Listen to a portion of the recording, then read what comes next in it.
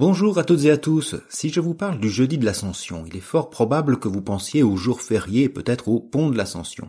Cette dernière expression est d'ailleurs bien étrange. Bâtir un pont pour une ascension, une montée, est-ce une bonne idée? On voit cela tout de suite.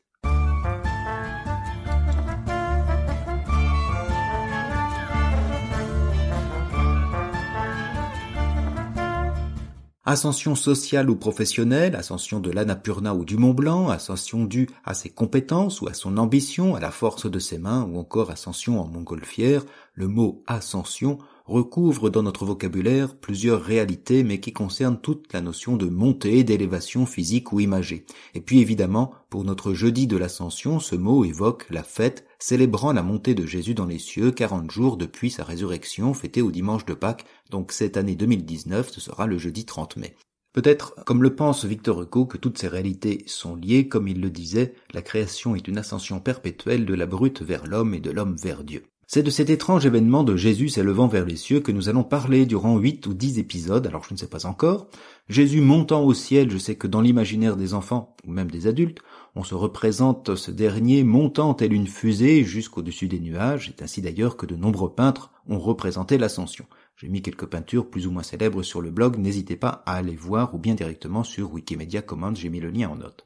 Cette représentation est due au récit de l'ascension dans l'évangile selon saint Luc. Or, comme il les bénissait, il se sépara d'eux et fut emporté au ciel. Je cite ici l'évangile de Luc, mais j'aurais également pu lire le récit des Actes des Apôtres ou le verset de la finale de l'évangile selon saint Marc ou bien d'autres passages. Car les récits sont multiples et donc divers, voire même différents.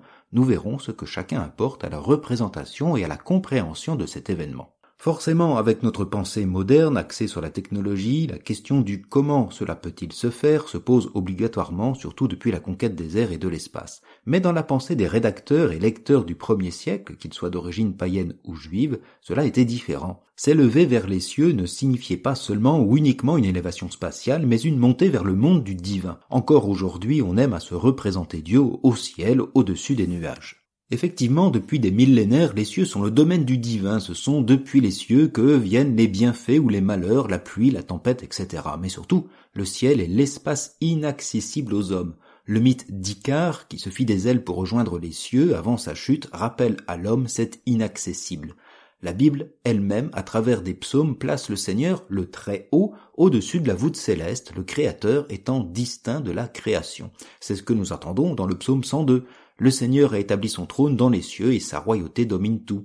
Ou encore, le ciel est mon trône et la terre l'escabeau de mes pieds, dit le Seigneur dans le livre du prophète Isaïe au chapitre 66. Et je pourrais ainsi continuer. Il y a donc deux espaces, celui du divin, céleste, inaccessible à l'homme, qui lui habite le monde terrestre. Inaccessible ne signifie pas pour autant qu'il ne peut y avoir de rencontre entre Dieu et les hommes, comme le pensait l'infortuné Job, corrigé à ce propos par son ami Eliphaz qui lui dit « Mais Dieu n'est-il pas en haut des cieux? Vois la voûte étoilée comme elle est haute.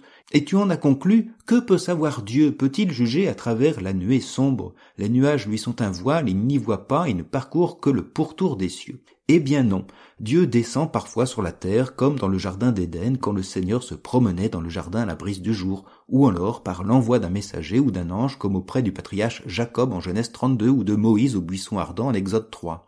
Les exemples ne manquent pas. De même, les montagnes comme le Sinaï sont pour ce même Moïse ou le prophète Élie en 1 Roi 19 des lieux privilégiés pour la rencontre au sommet entre Dieu et les hommes, entre Dieu et son peuple.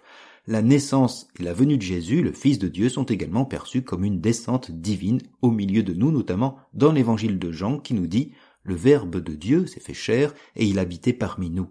Et plus loin, Jésus déclare « Je suis descendu du ciel pour faire non pas ma volonté, mais la volonté de celui qui m'a envoyé ». Si la descente de Dieu ou de son messager parmi les hommes nous est contée de manière récurrente dans la Bible, la montée du croyant vers Dieu, vers les cieux, est plutôt rare. En dehors de Jésus, le Fils de Dieu, seuls deux hommes ont bénéficié d'un tel privilège, ce sont le patriarche Enoch en Genèse 5 et le prophète Élie en 2 Rois 2. Je reviendrai la prochaine fois sur ces ascensions d'Enoch, d'Élie, mais aussi d'autres élévations célestes décrites dans la littérature juive du 1er siècle. Il constitue, et c'est important, un cadre de référence pour le rédacteur et le lecteur. Effectivement, lorsque les premiers chrétiens évoquent l'ascension de Jésus après sa résurrection, ils ne peuvent pas ignorer ces récits anciens, et ils s'y réfèrent. Alors nous commencerons donc par ces écrits qui précèdent l'événement de l'ascension du Christ avant de nous intéresser aux témoignages de saint Paul et de chaque évangéliste dans la manière qu'ils ont de raconter l'ascension ou justement de ne rien en dire. Bien évidemment, nous gardons en tête la vraie question. Pourquoi monter au ciel ? Que signifie aujourd'hui encore l'ascension vers Dieu ? Pour cela, nous aurons besoin de chars, de nuées, d'anges ou d'échelles, mais bien plus encore, nous devrons construire des ponts entre ces récits, les fameux ponts de l'ascension. À très bientôt sur le blog aularge.eu ou sur ce podcast qui est, je le rappelle, disponible sur presque tous les lecteurs de podcasts de vos iPhones, smartphones ou tablettes.